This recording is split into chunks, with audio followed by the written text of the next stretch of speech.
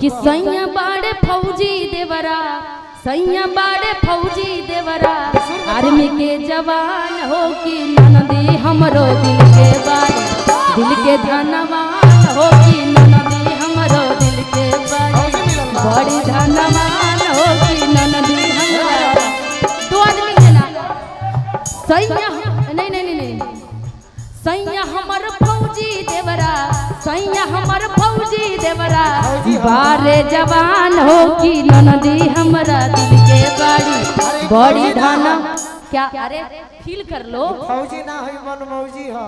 हाँ तो फौजी मन मौजी करू मिली, फौजी मन मौजी होता है। हमारे पापा के साथ चल जाओ फौजी बड़े, हमारे चाचो कि सैया बारे फौजी देवरा, सैया बारे फौजी देवरा, बारे जवान हो कि ननदी हमरा दिल के बाड़ी, बड़ी धनवान हो कि ननदी हमरा दिल के बाड़ी, बड़ी धनवान हो कि ननदी हमरा दिल के बाड़ी। जब जब तहार पियावा फौजी मिली है, हाँ वो बॉर्डर पर रह के तारा से बात कोई चाहिए, आई लव तू सोल्जर। इहे ननदी से कहबू का कि दिन भर में 4 हाली देवे पड़ेला, सखी होए के रे तपा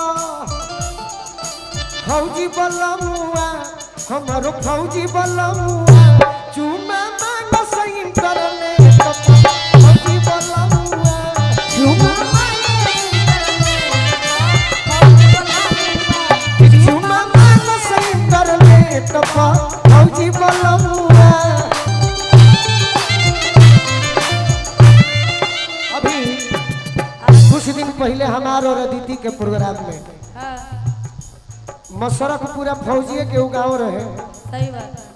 वो एगो फौजी भाई के गीत बड़ा पसंद पड़ल बा, नयका हम गावत तनी जवन शिकारी बाबा से दुखित ना होइनी, वो गीत सुने ले लिखे ले जवन बहुत लोग ना लिख पावे। सही बात, प्रोफेसर हम जेकर 2 लाख महीना बा, अपन मनोरंजन खातिर गीत लिखे ले। अभी राजन जी गौरांगी जी गीत निशा गौले बड़ू नो कि तू तो दुनिया के मेला में अकेला हो, अचके कौनो खेला हो जाए, ये सब हमारे गुरु जी के लिखल है। हम गुटुर के फैन मेजर बा बड़ाई करत दिया कहत दिया, बॉर्डर पर के सैया मिलल, बॉर्डर पर के सैया मिलल, अरे हो मबूल मबूल है आहे मिलले मले तरी सैया, हम गावत तनी सुन लो, दारू पी के फूल है आहे मिलले मले तरी सैया, दारू पी के फूल है आहे मिलले मले तरी सैया। दारू काहे पियला, बर्फ में नौकरी करे के बा, तनी मनी घोड़ा छाप ना मरी है, ओल्ड मंक ना मरी है, तो ड्यूटी होई कैसे। जितेंद्र के भतीजा काम करे ले आर्मी। लाल लाल आँखी सखी बोली बड़ी ताई,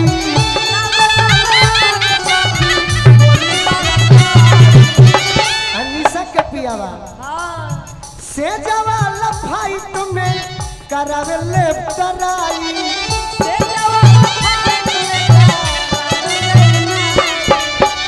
भावारा लेखा चूसेला, अरे जवनिया के फूल है आहे, अरे कुछ लागल बा,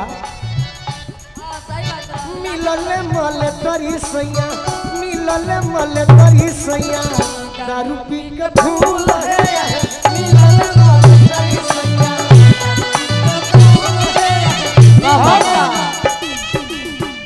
रूसी जानी हो मलागे वरदी पेटी को से,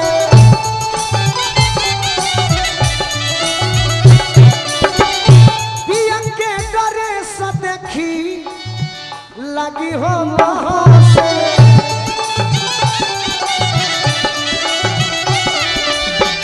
बाकी कतनो गलती करे ले शिकारी जी हो गोलुए सातो निशा जी के जन्म कबूल है आहे, कबूल है मिलले मल तरी सैया, मिलले मल तरी सैया, दारू पी के फूल है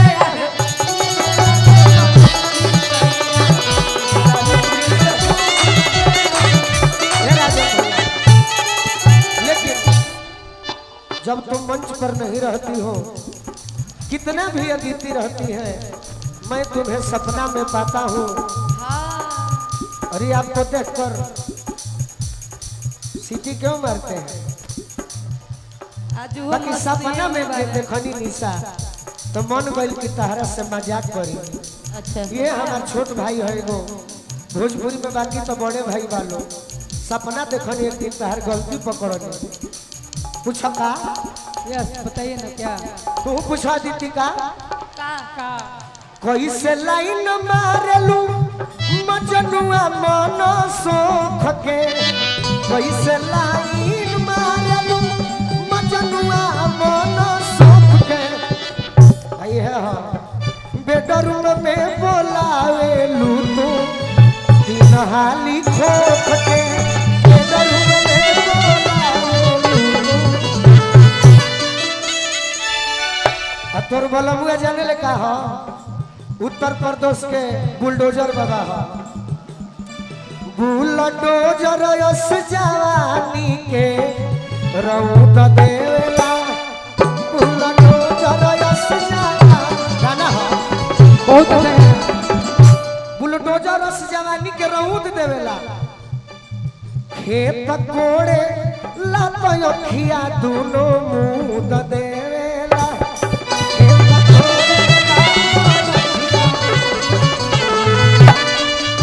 अरे कमी का बा, सुंदर बा, लाल लहकार बा। निशा घमंड से कहेली रखल पीलावा बानी चिकन चाकन चोख के, रखल पीलावा बानी चिकन चाकन। अरे बेडरूम में बोलावेलू तू दिन हाली खोख के,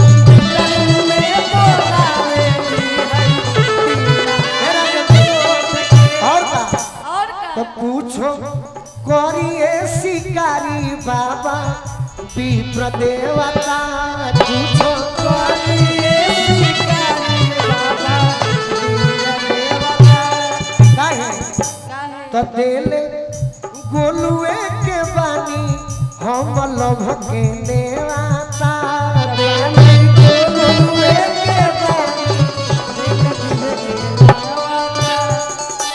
अब एने बिकू बाड़े, एने गोलू राजा बाड़े, निशा सोच में पड़ल बाड़ी। सोच में नहीं की पड़ल। दिल ले बिदे पर चुइए बजो खके, दिल ले